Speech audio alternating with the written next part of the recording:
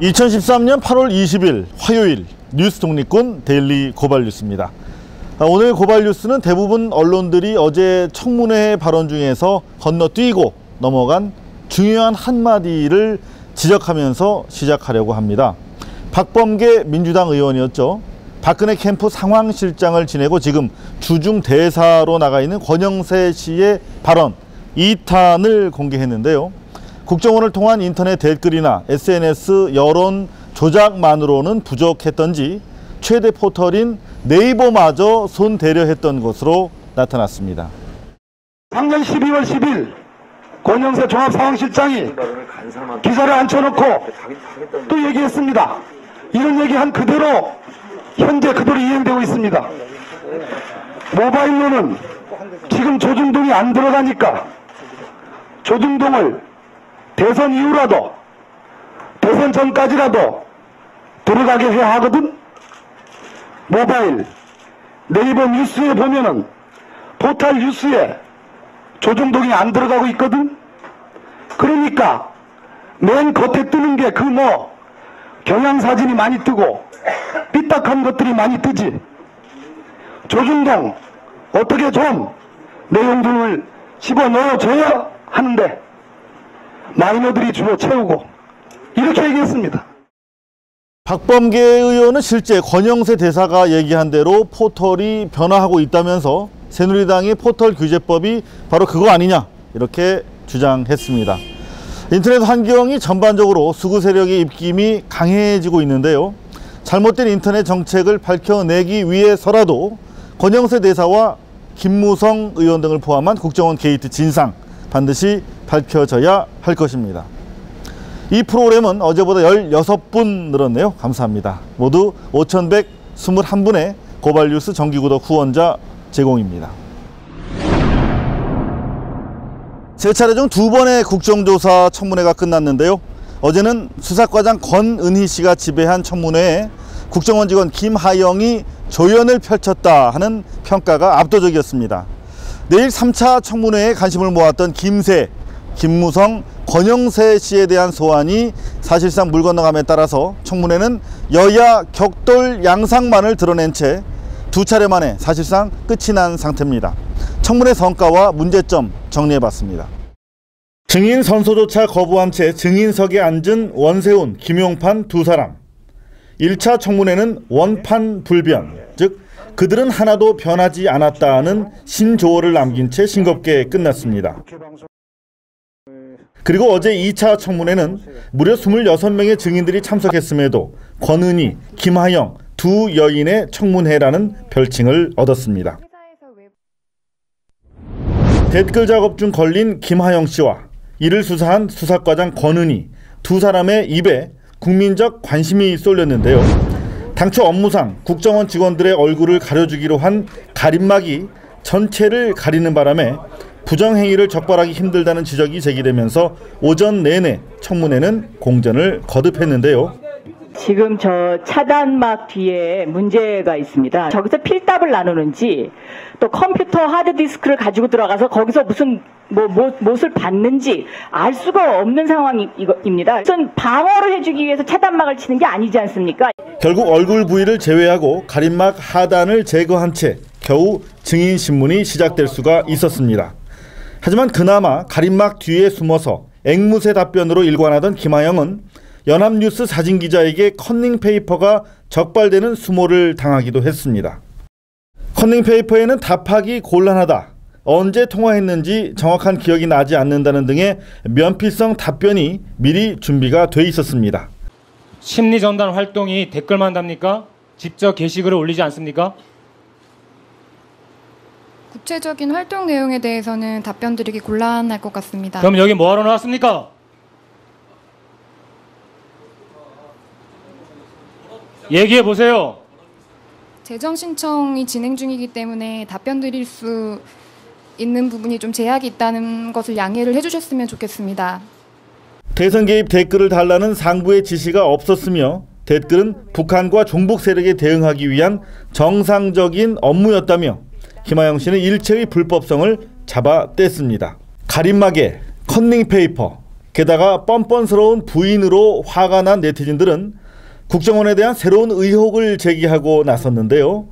어제 청문회에 출석한 김하영과 과거 경찰 조사를 받은 김하영 씨가 서로 다른 인물이라는 겁니다. 두 사진 속 인물의 귀가 노출돼 있어서 자세히 비교해보니까 귓바퀴가 서로 다르다는 주장은 물론이고, 어제 출석한 김하영 씨의 몸매와 걸음걸이가 과거 사진 속 인물과 전혀 다르다는 등의 주장이 속속 올라오고 있습니다.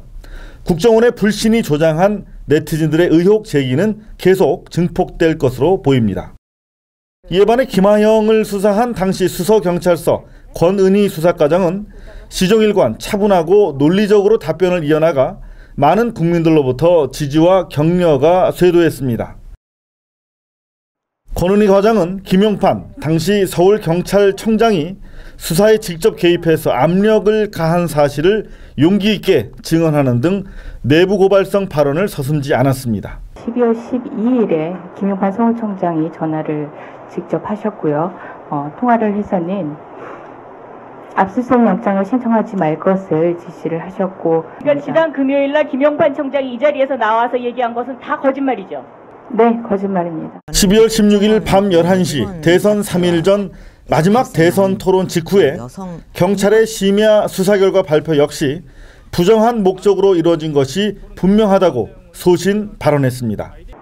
대선에 영향을 미쳤느냐는 변론으로 하고, 중간 수사 결과 발표 행위가 대선에 영향을 미치기 위한 부정한 목적으로 하였음은 분명하다고 판단합니다.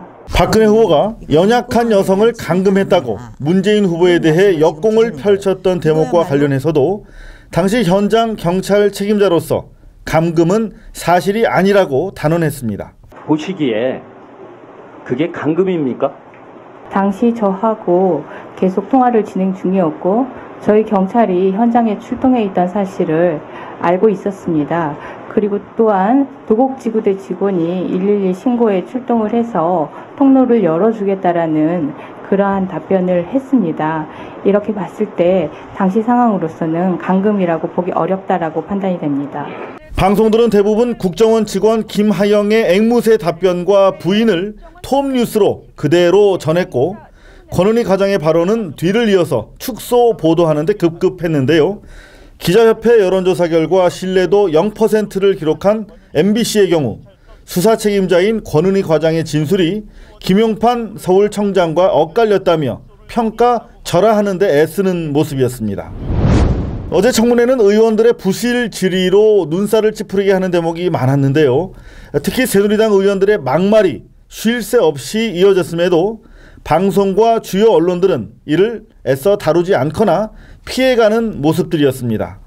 공중파가 다루지 않은 새누리당 의원들의 막말 베스트 3 시작합니다. 먼저 대전 동구 이장우 의원입니다. 김용판 청장하고 통화 몇 번 했어요? 12월 12일. 하루 했죠? 네. 뭐라고 합니까? 압수수색 영장을 신청하지 말라고 하였습니다. 그 이유 아까 얘기했죠? 충분히. 네. 그런데 그게 외압이에요, 그게? 부당합니다. 그래서 권은희 과장 자체가 자질 자체가 문제가 있는 거예요. 수사과장으로서. 편협된 사고를 가지니까 외압으로 들리는 거예요. 멀쩡한 경찰 간부를 편협된 사람으로 몰아붙입니다. 이건 약과입니다. 중세 마녀 사냥을 방불케 하는 질문도 나왔습니다. 충남 보령시 서천군 김태흠 의원입니다. 지난 대선 시에 문재인 후보가 당선되기를 바랬죠. 그 밖으로 표현은 못하지만 공무원의 입장으로서. 저는 당시에 수사를 진행하기에 여념이 없어서 투표조차도 하지 못했습니다. 아니, 마음속은 있을 거 아니에요. 투표할 시간도 없었어. 마음. 지금도 이 나라의 대통령이 문재인이 되었으면 좋겠다라는 생각을 갖고 있죠. 그죠? 지금 위원님께서 하시는 질문은 헌법에서 금지하고 있는 십자가 밟기와 같은 질문입니다. 그렇죠? 네. 십자가 밟기와도 같은 사상 검증이 만연하는 청문회. 그래도 이만하면 약과입니다. 지역 감정의 완결판까지 나왔습니다.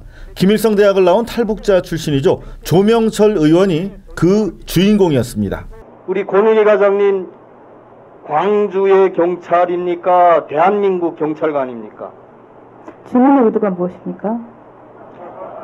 늦은 시각까지 참고인 자격으로 현장을 지켜본 전 경찰대 교수 표창원 씨. 한마디로 청문회가 아니라 권은희 과장에 대한 집단 린치였다고 평가했습니다. 모든 새누리당 의원들과 또 다른 경찰 측 증인들이 권은희 과장을 집단 공격하는 그런 상황이었고요. 그런 부분에 대해서 적절치 않지 않았냐라는 생각을 했습니다.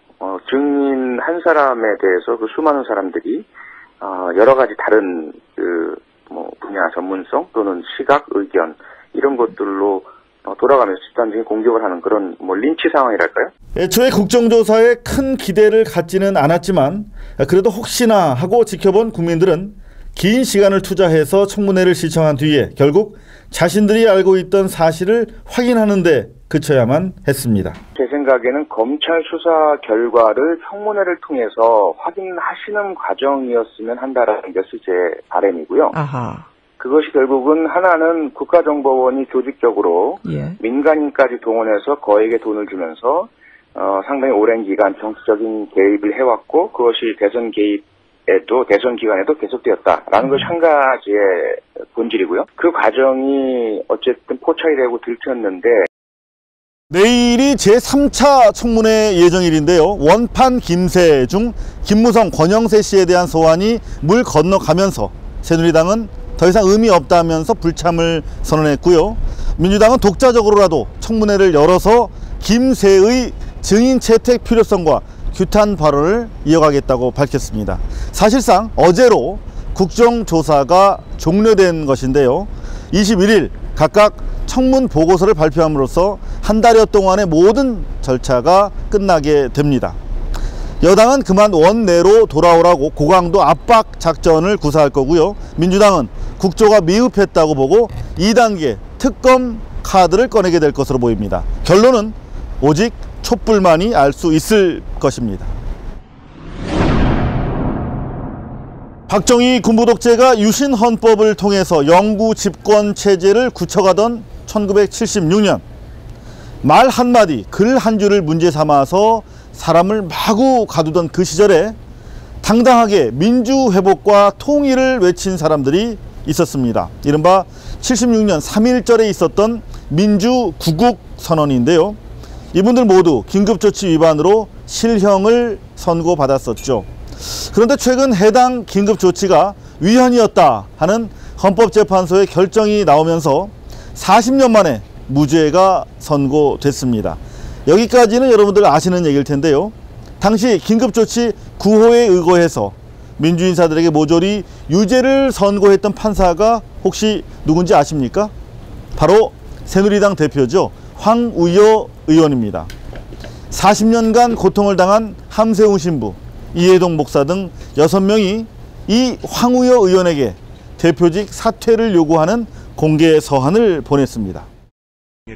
1961년 5.16 군사구테타로 정권을 잡은 박정희 소장, 대통령을 내리 3번 계속할 수 있도록 하는 이른바 3선 개헌을 반대 의원들을 빼고 날치기 통과시키면서 장기 집권의 길을 열었습니다.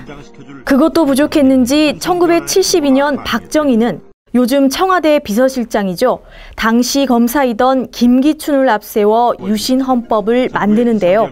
주 내용은 대통령에게 민의의 정당인 국회를 해산할 수 있는 권리와 초헌법적인 권능인 긴급조치권을 부여하는 것이었습니다.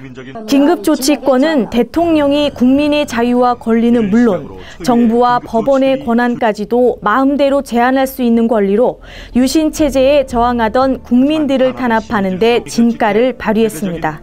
1973년 장준하 선생 주도로 박정희 정권 반대 개헌을 위한 100만인 서명운동이 일어나자 전 사회적으로 유신 반대 투쟁이 번졌고 이듬해 1월 박정희 정권은 긴급조치 1호를 발령하게 됩니다. 그래서 긴급조치 1호가 되고 그래서 장준하 선생 그때 구속이 되는 거죠. 그리고 이제 그해 4월에 민주학년 사건이 생겨요. 그리고 이제 5월 달에 인혁당 사건이 이제 조작이 된 거죠. 그러니까 민청학년 사건의 배후 세력으로 인혁당을 조작을 해가지고 마치 북의 지령을 받아서 민청학년 사건이 생긴 것처럼 그렇게 호도를 했다고 봐야 되겠죠. 그리고는 이제 시국이 얼음장처럼 되어 있는데 그때 어떤 거 생기냐면은 많은 대학 교수들이 해직을 당해요. 많은 특히 기독자 교수들이 많이 해직을 당합니다. 그래도 유신 독재에 대한 저항이 끊이지 않자 박정희 정권은 74년 4월 긴급조치 4호를 발령합니다. 긴급조치 4호는 정당한 이유 없이 학생이 출석을 하지 않거나 수업을 거부하면 5년 이상 징역에서 사형까지 처할 수 있도록 해 악법의 대명사로 불립니다. 인혁당 사건 피해자 8명은 이 무렵 대법원에서 사형을 선고받고 바로 그 다음 날 사형이 집행되고 말았는데요. 31년 만에 무죄 판결을 받음에 따라 대한민국 사법사상 최악의 사법살인으로 불리고 있습니다. 3.1 민주구국선언이 발표된 건 이 같은 박정희 정권의 철권 통치가 한창 기승을 부리던 1976년 봄이었는데요. 서울 명동성당에서 3.1절 기념 행사를 마친 뒤 윤보선, 김대중, 문익환, 함세웅, 이해동 등 제야 인사들이 연명으로 민주주의 회복과 통일의 필요성을 강조한 것입니다. 근데 이 문익환 목사하고 장준환 선생하고는 친구예요. 숭실중학교를 같이 다녔어요, 평양에서. 그런 친구고 나중에 한국신학대학, 한신도 동문이죠. 아주 친한 친구인데 이제 76년 그렇게 해서 갈릴리교회 지나고 76년 아마 2월 초순이나 그렇게 됐겠죠. 그렇게 하면서 이제 3.1절이 가까우니까 문익환 목사님이 장준환 선생 사진을 이렇게 당신 그 테이블 위에 이렇게 놓고 지냈어요. 저 친구가 그렇게 참 그 의문사를 했기 때문에. 그러면서 혼자 넋두리를 했다는 거 아니에요? 당시 내가 살아있으면 금년 3.1절을 그냥 이렇게 보내지는 않을 텐데 그렇게 하고 넋두리를 하는데 이 양반이 환상을 본 거예요. 그 사진에서 음성이 들리는데 장준하가 야 네가 하려마 하는 그 말을 듣고 문익환 목사님 그때부터 이제 참 가히 신이 들리다시피 하고 이제 그 3.1 민주구국선언 사건을 준비를 합니다. 긴급조치의 집대성이라고 불리는 긴급조치 9호가 발령됩니다. 선언문의 단지 민주주의와 통일의 필요성을 적시하고 서명했다는 이유만으로 공안당국은 정부 전복을 선동했다는 죄명을 적용해 문익환, 김대중, 함석헌 등 제야 인사들에게 징역 5년을 선고하는 등 관련자 전원의 실형을 선고하기에 이릅니다. 정부 전복을 위해서 선동을 했다고요. 전부 전복이야? 그러니까 웃기는 거지. 성명서 하나로 전복이 되냐 말이에요. 그것도 아마 명동성당에 그날 저녁에 모인 것이 한 700~800명. 그래서 성명서 있고 촛불을 켠 것도 없고 무슨 어디가 농성을 한 것도 없고 시위를 한 것도 없고 다 돌아갔어. 이게 웃기는 거야. 그게 웃기는 거죠. 이 엉터리 판결을 내린 사람이 바로 오늘날 여당인 새누리당의 대표 황우여 의원이라는 것입니다. 긴급조치 발령 후 40년 만인 올해 초 헌법재판소는 긴급조치 9호 등에 대해 위헌 판결을 내렸고 재심을 통해 3.1 민주구국선언 피해자들은 모두 무죄를 받았습니다. 그리고 지난주 금요일 3.1 민주구국선언문 발표 사건으로 실형을 선고받았던 제야 인사 6명은 당시 유죄를 판결했던 새누리당 황우여 대표에게 대표직 사퇴를 요구하는 공개 서한을 보냈습니다. 당시 재판에 참여했던 황우여 판사는 피고인들의 주장을 단 하나도 받아들이지 않고 검찰의 기소 내용을 인용해 전원 유죄를 내렸다고 밝히고 독재 권력의 하수인 역할을 수행했던 황우여 대표는 지난 잘못에 대해 국민들에게 솔직히 고백하고 국회의원직과 당 대표직을 사임할 것을 요청한다고 덧붙였습니다. 최소한도 자기가 그런 것에 대해서 재판부가 그걸 무죄 판결했다면 그 당시에 유죄 판결을 한 재판부의 일원으로서 말 한마디는 있어야 되는 거 아니냐. 그것이 무죄가 선고됐다. 안 그래요? 응? 그러면 그 당시에 그 판결을 했던 재판부에 소속했던 일원으로서 참 미안하다든지 잘못됐다든지 그때는 할 수 없이 비겁하게 우리가 할 수 없이 그렇게 압력에 의해서 했다든지 변명이든지 사과든지 해야 되는 거 아니냐. 아무 말도 없이 지나간다고 하는 거는 염치가 없는 거지. 황우여 대표 측의 답변이 궁금했습니다. 황 대표는 과연 사과를 했을까요? 3.1 민주구국선언 관련해서 공개서한 보낸 거 혹시 받으셨나 해서 대표님께 어제 전달됐거든요. 이거 관련해서 따로 어떤 뭐 말씀을 하시거나 입장을 발표하거나 이거는 없고요. 일단은 보고를 저희가 그냥 드린 상태라서 예. 황우여 대표님한테 공개서한이 전달이 됐다고 하더라고요. 예. 혹시 이거와 관련해서 황우여 대표님이 따로 말씀하시거나 없어요, 아직은요. 아, 네. 저희는 받았는지 안 받았는지도 확인이 안 되고요. 친일과 독재에 대한 청산을 하지 못한 나라 대한민국. 친일과 독재에 대한 청산 없이 이 땅에서 정의를 이야기한다는 것은 참으로 힘 빠지는 일이 아닐 수 없습니다. 독재를 통해서 멀쩡한 사람들을 죽이고 가둔 사람들에 대해서 책임을 묻지 못한다면 어떻게 사회 정의를 논할 수가 있겠습니까? 고발뉴스는 황우여 대표 측이 적어도 책임 있는 사과 혹은 입장을 밝힐 때까지 지속적으로 취재를 벌여서 그 결과를 시청자 여러분께 알려드리도록 하겠습니다. 대선 직전 MBC의 정수장학회 지분 매각 계획을 보도했던 한겨레 최성진 기자에게 1심에서 징역 4월의 선고유예라는 유죄 판결이 내려졌습니다. 재판부는 최필립 이사장의 대화 내용을 우연히 들은 것은 유죄지만 이를 녹음해서 공개한 것은 무죄다. 이렇게 판시를 했는데요. 조금 전 언론노조 성명 나왔습니다. 우연히 듣는 동시에 녹음이 이루어졌는데 어떻게 동시에 진행된 행동이 하나는 유죄고 다른 하나는 무죄가 나올 수 있느냐, 이렇게 목소리를 높였는데요.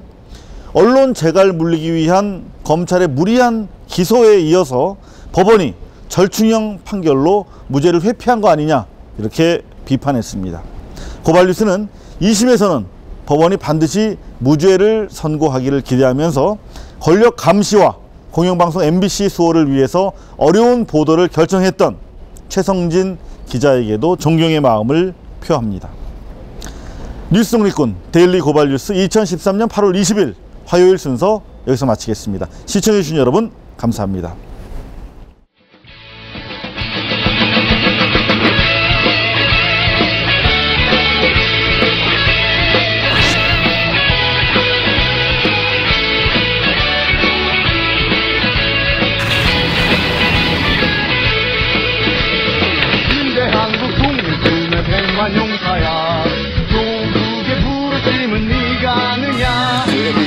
회사에 계셨을 때는 그 장기 때문에 이렇게 속썩이실 일이 없었겠죠. 또 위원장한테 전화를 받을 수도 있는데 수사에 방해가 됐다고 생각하지 않고요?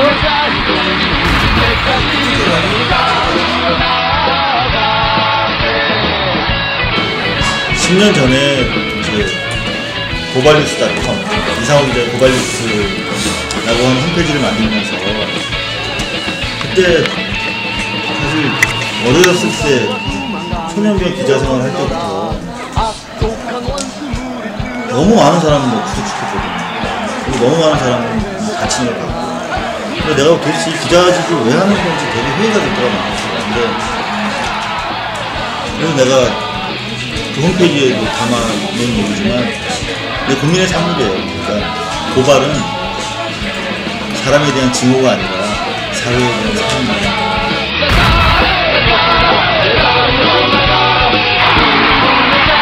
특별한